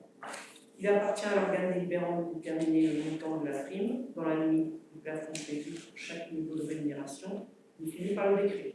Il est proposé à l'Assemblée de déterminer les montants forfaitaires suivants. Alors, pour une rémunération brute perçue donc entre le 1er juillet 2022 et le 30 juin 2023, inférieure ou égale à 23 700 €, donc une prime de 400 €, supérieure à 23 700 € et inférieure ou égale à 27 300, une prime de 350 €, supérieure à 27 300 € et inférieure ou égale à 29 160, une prime de 300 €, supérieure à 29 160 € et inférieure ou égale à 30 840 €, une prime de 250 €, supérieure à 30 840 € et inférieure ou égale à 32 280, une prime de 200 €, supérieure à 32 280 € et inférieure ou égale à 33 600 €, une prime de 175 €, supérieure à 33 600 € et inférieure ou égale à 39 000 €, une prime de 150 €, et supérieure à 39 000 €, pas de prime. Le montant de la prime est réduit à proportion du temps de travail et de la durée d'emploi sur la période du 1er juillet 2022 au 30 juin 2023. En revanche, il n'est pas possible de moduler le montant de la prime afin de tenir compte de la manière de servir. La prime peut être versée en une ou plusieurs fois avant le 30 juin 2024. Elle n'est pas reconductible. Il est proposé à l'Assemblée de retenir un versement unique au mois de décembre 2023. Elle est cumulable avec toute autre prime et indemnité perçue par l'agent, à l'exception de la prime de pouvoir d'achat exceptionnelle. Merci aux agents techniques de la fonction publique de l'État, de la fonction publique hospitalière ainsi que militaire. L'attribution de la prime exceptionnelle à chaque agent fait l'objet d'un arrêté individuel. Donc, vu les différents codes, vu le décret du 31 octobre, vu l'avis du comité social territorial du 5 décembre 2023, il vous est proposé d'instaurer la prime de pouvoir d'achat exceptionnel pour les agents de la fonction publique éligibles, de déterminer les montants forfaitaires ci-dessus, de prévoir un versement unique au mois de décembre 2023, d'inscrire les crédits correspondants au budget et d'autoriser le maire afin d'y assigner les arrêtés individuels. Merci Anne-Sophie. Des remarques, des observations? Merci. Y a-t-il des oppositions? Des abstentions? Je vous remercie. En suivant, c'est RH, la vision en présence. Alors, vu les différents codes, vu le décret du 20 avril 2022, vu le bulletin d'adhésion provisoire à la convention de participation portant sur le risque prévoyance piloté par le CDG 35 en date du 16 décembre 2022 de la commune de Saint-Aubin, vu la délibération du CDG en date du 30 mars 2023, vu la délibération du CDG en date du 4 juillet, vu la convention de participation signée entre le CDG et Territorial Mutuel en date du 17 juillet 2023, vu le processus d'information et de consultation des agents, vu l'avis du CST du 5 décembre 2023, le CDG a lancé une procédure de mise en concurrence en vue de conclure une convention de participation pour le risque prévoyance, conformément au décret du 8 novembre 2021 et celui du 20 avril 2022. À l'issue de cette procédure, le CDG 35 a souscrit le 17 juillet 2023 une convention de participation pour le risque prévoyance auprès de Territorial Mutuel, représenté par Alternative Portage, pour une durée de 6 ans. Cette convention prendra effet le 1er janvier 2024, terminée le 31 décembre 2029. Les collectivités peuvent adhérer librement à cette convention à compter du 1er janvier 2024 et tout au long de la convention. Donc, il revient à chaque agent de décider d'adhérer par contrat individuel ou garantie auquel il souhaite souscrire. Il est proposé au Conseil d'adhérer à la convention de participation pour le risque prévoyance conclue entre le CDG 35 et territorial mutuel, donc à effet du 1er janvier 2024, d'accorder sa participation financière aux fonctionnaires, titulaires, stagiaires ainsi qu'aux agents contractuels de droit public et de droit privé de la collectivité en activité ayant adhéré au contrat attaché à la convention de participation. Donc, sur le risque de fixer le niveau de participation financière de la collectivité à hauteur de 10 € brut par agent par mois à la couverture de la cotisation assurée par chaque agent qui aura adhéré au contrat.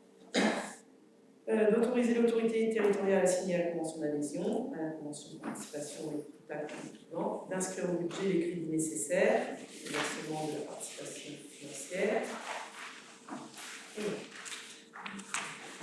Merci à vous. Y a-t-il des observations? Y a-t-il des oppositions? Des abstentions? Je vous remercie. Nous poursuivons. Retour à l'apprentissage. Alors, moi. Bien, Donc, vu les différents codes, les différentes lois, vu les différents décrets, vu l'avis du CST du 5 décembre 2023, considérant que le contrat d'apprentissage est un contrat de droit privé, par lequel l'employeur s'engage, outre le versement d'un salaire, à assurer à l'apprenti une formation professionnelle complète, dispensée pour partie en entreprise et pour partie en centre de formation d'apprenti, ou section d'apprentissage. L'apprenti s'oblige en retour, en vue de sa formation, à travailler pour cet employeur pendant la durée du contrat et à suivre cette formation. Considérant que l'apprentissage permet à des personnes âgées de 16 à 29 ans d'acquérir des connaissances théoriques dans une spécialité et de les mettre en application dans une entreprise ou une administration, que cette formation à l'alternance est sanctionnée par les différents indices communautaires, considérant que la rémunération est versée à l'apprenti en tenant compte de son âge et de sa progression dans le ou les cycles de formation qu'il poursuit, considérant que ce dispositif présente un intérêt tant pour les jeunes accueillis que pour les services accueillants, compte tenu des diplômes préparés par les postulants et des qualifications requises par lui, considérant qu'il revient à l'Assemblée délibérante de délibérer sur la possibilité de recourir au contrat d'apprentissage, il vous est proposé de décider de recourir au contrat d'apprentissage, d'autoriser l'autorité territoriale à exécuter toutes les démarches nécessaires au recrutement d'un apprenti, donc d'un chargé de communication, afin de préparer un master communication publique et politique, parcours communication, animation et innovation des territoires, pour une durée d'1 an. Donc, préciser que les crédits nécessaires seront inscrits au budget et d'autoriser M. le maire ou son représentant à signer tout document. merci Anne-Sophie. Y a-t-il des oppositions? Des abstentions? Merci. Modification du tableau des effectifs.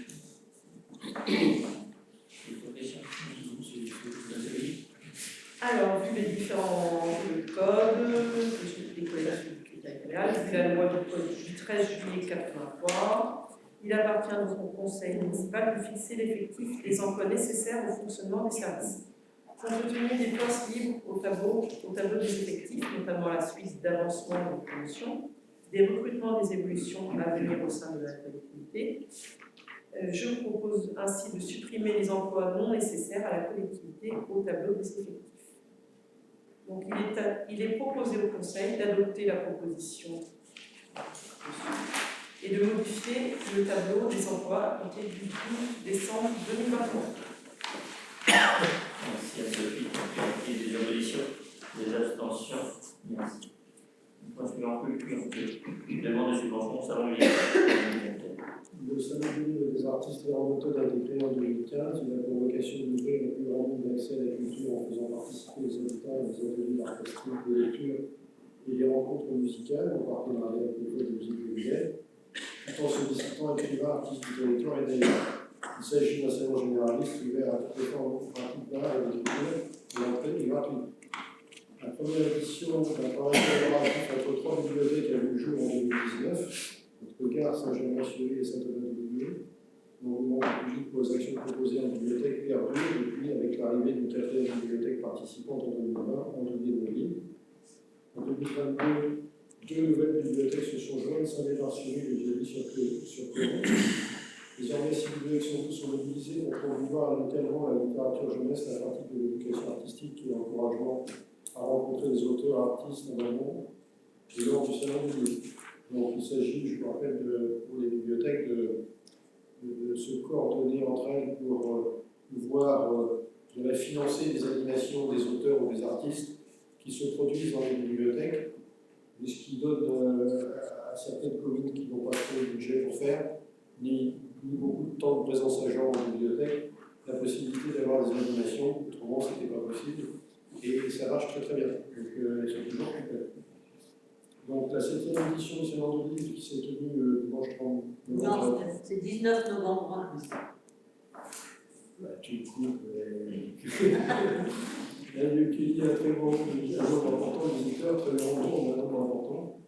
Une réussite vis-à-vis des permettant de rencontrer des artistes du territoire d'ailleurs. Donc, vu la réussite de cette dernière édition 2023, les communes associées et leurs bibliothèques souhaitent poursuivre le déploiement de ces actions culturelles auprès de différents publics, scolaires, familiales et de loisirs, grâce à la venue d'une exposition itinérante, de lecture d'albums jeunesse, d'un spectacle invité plusieurs auteurs et illustrateurs jeunesse dans les bibliothèques, entre autres. Donc, compte tenu de ça, le coût prévisionnel, le plan de financement prévisionnel est le suivant. Donc, il est prévu dans les dépenses, vous voyez, des rencontres tout public avec auteurs jeunesse à Saint-Aubin-de-Villiers, à Saint-Aubin pour les classes aussi, rencontre tout public, auteur jeunesse à Germain-sur-Yve, même chose à Gare, avec un auteur Saint-Médard-sur-Yve, auteur jeunesse Viry-sur-Cunon, à Villiers-de-Ville. Il est prévu des acquisitions des ouvrages des auteurs invités, bien sûr. Il est prévu la communication avec des flyers, des affiches et des invitations. Et la communication dans la commune de Saint-Aubin-de-Villiers qui sert un peu de chef de file à cette organisation. Donc, les montants totaux, la dépense totale représente en prévisionnel 4 130 €. C'est un peu supérieur à ce qu'on avait dépensé l'an passé, ça correspond à peu près à une petite inflation. Donc, on sollicite 50% auprès du conseil départemental de titre de contrat avec le territoire, donc 2 065 €. Donc, le conseil départemental de l'Île-et-Vilaine, dans le cadre des actions éligibles au volet 3 du contrat de territoire et aux actions proposées pour le territoire en titre du fonctionnement, animation et valorisation du territoire, tout accompagné à l'instar des années précédentes, ces actions importantes dans la promotion de la culture et du territoire communal et supracommunal. Donc, cette délibération vise à solliciter la subvention du conseil départemental. On va faire une. Alors, peut-être des questions, des remarques. Faire un commentaire concernant le résultat de l'attribution de la subvention pour 2023. Donc, on a eu l'information au cours du deuxième semestre, largement au cours du deuxième semestre. Au lieu d'avoir environ d'espérer, nous espérions 2 000 € pour un montant de 4 000 € de dépenses, nous avons eu 1 000 €, 4 000 € de dépenses. Alors on dirait 1 000 €, c'est pas beaucoup, mais c'est considérable pour nos bibliothèques voisines, un peu moins pour nous, parce qu'on peut se permettre sur les budgets de la commune de dépenser un peu. C'est pas vrai pour toutes les communes. Donc il y a des bibliothèques qui sont en grande difficulté parce qu'elles ont retenu une activité qu'elles ont payée, elles attendent le remboursement à moitié, et ce sera un remboursement au quart seulement. Donc c'est une difficulté et j'ai rencontré beaucoup de bibliothécaires qui se posent des questions sur la possibilité de continuer à faire ça en 2024, ce serait dommage que je ne puisse pas le faire. Donc j'espère que les collègues maires pourront contribuer un peu plus pour que ça perdure. Donc il est proposé au conseil municipal de valider le principe de contribution du salon du livre en 2024 en accord avec les communes partenaires de la bibliothèque et valider le plan de financement prévisionnel comme présenté, de solliciter une subvention de fonctionnement auprès du département de l'Île-et-Vilaine dans le cadre des actions éligibles au champ du dispositif départemental et d'autoriser M. Blair à signer la convention de partenariat et tous les documents liés à la fin. Merci. Y a-t-il des oppositions? Des affectations? Merci. Alors, comme tous les ans, on sollicite aussi les départements pour subventionner notre acquisition de on rappelle qu'on a un budget d'acquisition qui est environ de 3 € par habitant. Donc, dans ce cadre-là, notre bibliothèque se situe largement au-dessus des critères du niveau 2 sur lesquels elle est rattachée, selon les recommandations nationales, je crois que c'est autour de 12 €. Donc, les adhérents de la bibliothèque bénéficient d'une promotion de plus de 12 000 documents imprimés et multimédia. Donc, depuis 2021, nous avons voté la gratuité de l'inscription à la bibliothèque. Cette démarche inscrit dans le processus de mise à disposition des 18 bibliothèques de la ville pour permettre un accès plus large à la culture.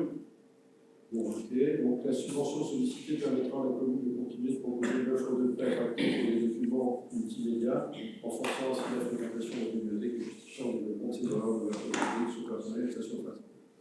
Donc, nous sollicitons donc, pour une dépense que nous imaginons à 2250 €, c'est toujours à peu près la même chose, un petit peu plus financé. Donc, on sollicite du département de subvention de 50%, soit 1125 €. Donc, il est proposé au Conseil de solliciter cette subvention au Conseil départemental de l'Ille-et-Vilaine avec l'autorité du chômeur, son représentant, s'il veut que le document relatif à ce dossier. Des oppositions, des abstentions. Merci. Point suivant. Motion de soutien aux EHPAD. Face aux difficultés financières grandissantes des EHPAD publics et privés, associatifs, des résidences autonomes, des services d'aide à la domicile, plusieurs élus municipaux individuels, présidents du conseil d'administration d'EHPAD, privés et associatifs, résidences autonomie, services d'aide à la domicile, se sont réunis une première fois à Londres, le 4 octobre 2023, à l'instar des élus des Côtes d'Armor et du Finistère et du Bordeaux, en présence également des directeurs et directrices de leur établissement et services. Tous partagent le même constat alarmant. Des élus responsables d'EHPAD sur leur territoire appellent l'ensemble des élus, conseils municipaux et conseils communautaires d'Ille-et-Vilaine à les soutenir en adoptant la motion ci-dessous pour la prise en charge de la dépendance, le soin et l'accompagnement porté aux anciens de notre département. Motion. Le 4 octobre 2023, réunion à Bruges, les maires, présidents de CCAS, élus, présidents de conseil d'administration d'EHPAD, privés et associatifs, directeurs d'établissement, résidence d'autonomie et services d'aide à la domicile, ont tour à tour fait part de leurs difficultés financières dues à des financements insuffisants des autorités de tutelle, mais également leurs difficultés croissantes de recrutement et d'épuisement des personnels. À cela s'ajoute l'inflation, l'augmentation du coût des matières premières et des prestations ainsi que des factures d'énergie exorbitantes. En s'appuyant sur le résultat de l'enquête nationale menée par la FNA-DEPA en mai 2023 et les situations respectives des EHPAD présentes, les réserves financières ne sont plus que de quelques mois, voire 1 à 2 ans dans les meilleurs des cas. Les élus réagissent au report continuel d'une loi sur le montage, sans cesse repoussé. Aux réponses des autorités de tutelle, il est demandé aux établissements de remplacer le personnel malade pour faire des économies. Les dépenses instaurées par l'État, Ségur, prime, montage, revalorisation du point d'indice, essentielles pour nos personnels, mais qui ne sont pas compensées intégralement par les dotations. La charge supportée par les établissements est de plus en plus lourde. Aux charges complémentaires liées aux frais relatifs au PPR, allocation de retour à l'emploi, délai de carence de 10 jours pour les arrêts maladie, dès lors que nous remplaçons le personnel dès le premier jour qui sont financés par les établissements.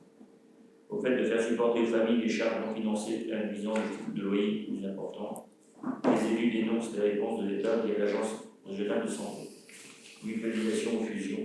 Cette alternative ne répond pas à la problématique actuelle et ne permet pas de générer des économies. Non-remplacement des personnels malades, les élus s'occupent de cette réponse qui mettrait en difficulté nos résidents et nos personnels. La qualité de l'accompagnement sur le texte sérieusement dégradée.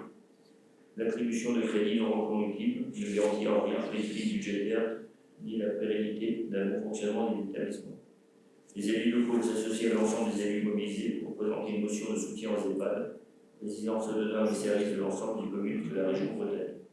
Ainsi, être associé au travail avec le ministère de la Santé et le ministère de la Fonction publique, le ministre délégué aux collectivités territoriales, accompagné des directions d'établissement.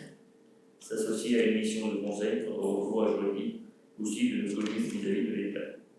Nous ne faisons pas les lois, mais souvent nous les faisons appliquer. Nous demandons aujourd'hui à l'État de bien vouloir nous entendre, nous, élus locaux, sommes fondés à faire des propositions pour la loi avantage. Je vous ai proposé de signer cette motion comme les communes voisines l'ont fait récemment.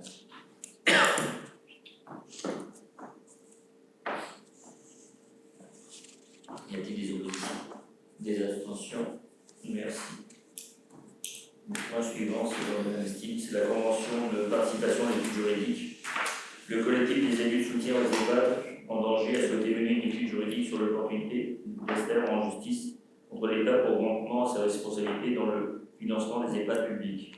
Cette action confiée au cabinet Coudray a de réelles chances de succès en raison de l'impact que l'insuffisance de financement a sur la qualité de la prise en charge.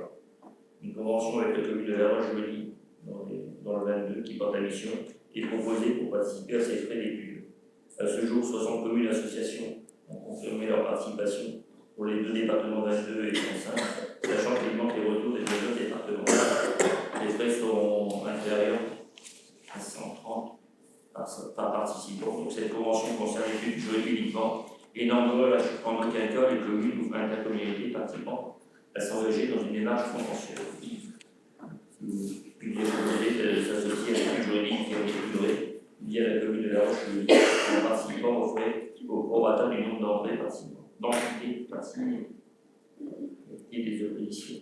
Déjà, représenté combien pour la commune? moins 100 euros. Moins 130 euros. Puis il y a la commune qui adhère. Une estimation.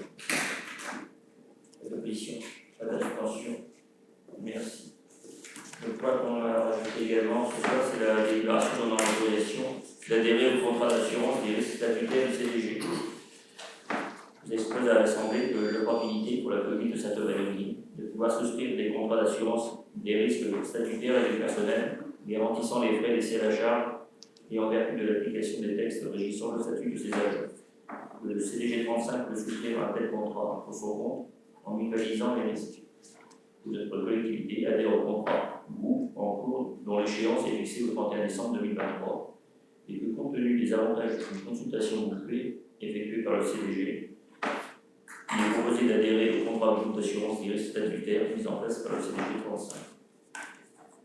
Vu le décret du 14 mars 1986 pris pour l'application de l'article 26, du 26 janvier 1984 modifié relatif au contrat d'assurance souscrit par les CDG pour le compte des collectivités locales et établissements territoriaux. Il vous est proposé au conseil municipal de m'autoriser à signer des contrats d'assurance des risques statutaires attribués aux reliances et la compagnie CNP, ainsi que les actes y afférents, selon les conditions suivantes. Durée du contrat 4 ans, à compter du 1er janvier 2024. Un préavis contrat résiliable chaque année sous réserve de l'observation d'un préavis de 6 mois. Et un régime de capitalisation, couverture des indemnités journalières jusqu'à la retraite des agents et des jeunes médicaux. Vous avez les conditions du CNRA, CL, agent titulaire aux stagiaires immatriculés à la CNRA, à la CNRSQ, garantie aux conditions et auto-mentionnées. 0,23% pour les décès, 4,20% pour les accidents du travail, 2,60% pour les longues maladies et maladies de longue durée, et 0,34% pour les maternités. Donc les contrats Frontex pour les agents titulaires aux stagiaires non immatriculés à la CNRSQ et agents contractuels, à hauteur de 1,20% pour les accidents de travail, les maladies ordinaires et les maladies graves. Ce qui est proposé, c'est de souscrire à cette adhésion au contrat d'assurance des risques statutaires du CDG. Y a-t-il des oppositions? Des abstentions? Je vous remercie. Vous avez en pièce jointe les délibérations et les décisions du maire et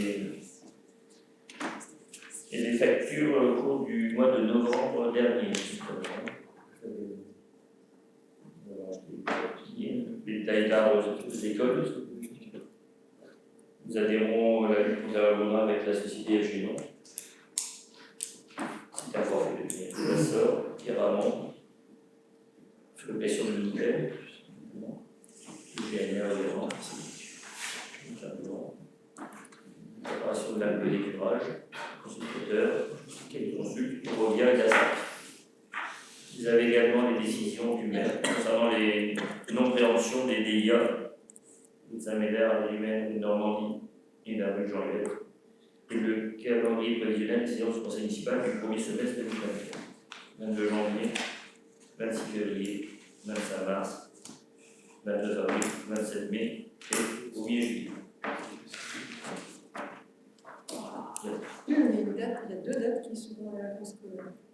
Oui. Notamment des valeurs d'attention budgétaire, je pense. Oui.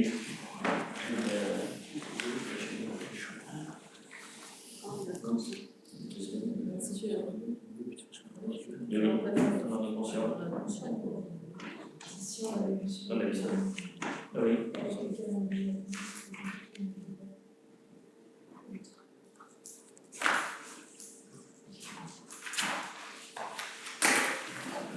Je vous remercie. La séance est levée. Vous n'avez dit pas les procès-verbaux? Pardon. Vous n'avez pas les procès-verbaux des séances précédentes?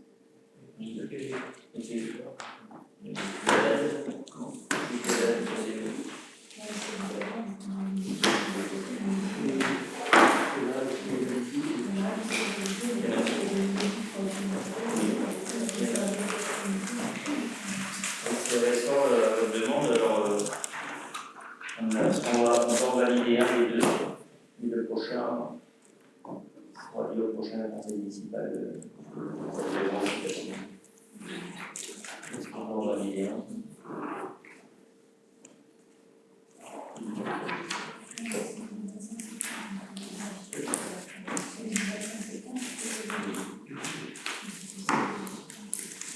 Concernant le conseil municipal du 25 septembre, des remarques, des observations, de valider le conseil municipal du 25 septembre. Et vous dire C'est la demande, c'est 6 novembre de valider et remettre celui du 25 septembre pour poser l'échange encore. Et vos remarques concernent celui du 25 septembre. Oui. On ne le valide pas, donc on valide celui du 6 novembre. Dans le conseil du 6 novembre, y a-t-il des remarques, des observations? De valider le conseil du 6 novembre. Merci. On reviendra pour le 25 septembre.